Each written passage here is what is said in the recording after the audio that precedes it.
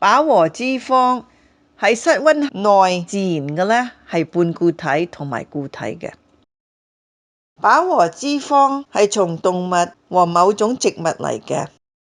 動物脂肪包括牛油、芝士、豬油、奶油，同埋脂肪從牛奶、雞、豬、羊同埋牛嗰度嚟嘅。某種植物嘅飽和脂肪包括椰子同埋種類人。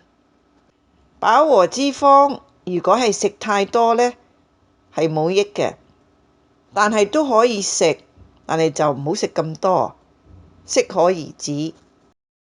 每份嘅紅肉就應該唔好超過3個安士，同埋每一個禮拜最好唔好超過1份。